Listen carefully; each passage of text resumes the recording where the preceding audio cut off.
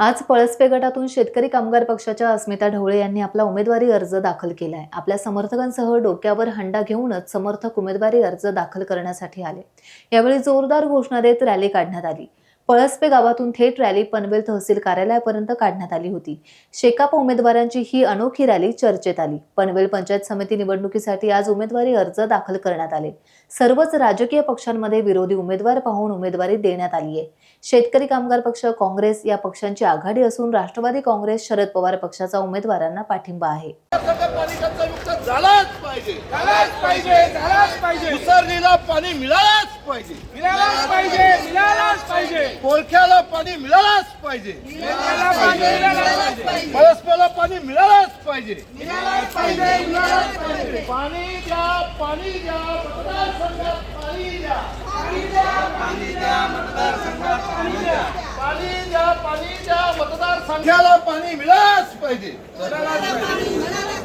मी पळसपा जिल्हा परिषद गट क्रमांक 4 या गटातून माझी सौभाग्यवती श्री सौ अस्मिता अनिल ढवळे यांचं नामांकन या ठिकाणी आम्ही भरलेलं आहे। खरं पाहता या मतदारसंघामध्ये प्रचंड प्रमाणात पाण्याची टंचाई आहे।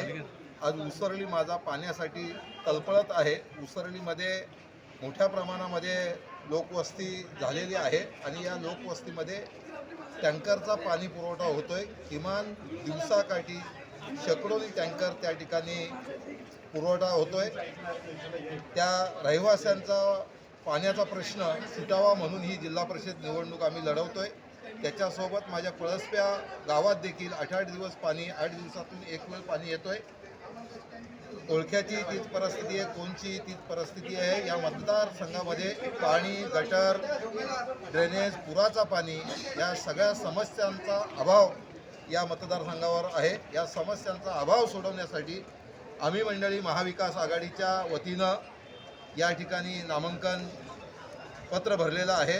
माझी सौभाग्यवती अस्मिता अनिल ढवळे यांनी खटारा या चिन्हावरती महाविकास आघाडीकडून फॉर्म नामांकन भरण्याचा निर्णय घेतला। माझे सहकारी विक्रांत नारायण घरत हे शिवसेनेकडून मशाळ या चिन्हावरती लढतात। त्याचबरोबर माझे दुसरे सहकारी शर्मिळा परशुराम माळी हे देखील खटारा या चिन्हावर लढतात। या ठिकाणी नैनासारखा प्रकल्प आलेला आहे, परंतु या नैनासारख्या प्रकल्पामध्ये 5000पेक्षा जास्त स्ट्रक्चर बाधित झालेले आहेत। या मतदारसंघाचे प्रश्न सोडवावा म्हणून आम्ही एक सामाजिक कार्यकर्ते असून देखील ही निवडणूक लढवत आहोत।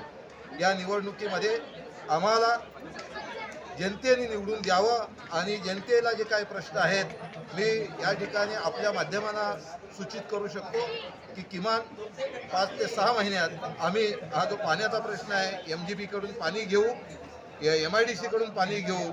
आम्ही निवडून आल्यानंतर 7 तारखेच्या नंतर लगेचच 15 दिवसामध्ये पाण्याची समस्या सोडवण्यासाठी, गटरची समस्या सोडवण्यासाठी नैनामध्ये जे काय आम्हाला आमच्या प्रत्येक गावाला 5 एकरचा भूखंड मिळावा, मैदान मिळावा, आमच्या महिलांना रोजगार उपलब्ध करण्यासाठी जे काही जागा मिळाला पाहिजे तर प्रत्येक गावाला 5 एकर भूखंड मिळावा म्हणून आम्ही उद्याची निवडणूक 7 तारखेला पार पडल्यानंतर लगेचच 20 तारखेपर्यंत एक मोठे आंदोलन छेडतोय आणि जोपर्यंत मागणी माझ्या मतदारसंघातली पूर्ण होत नाही तोपर्यंत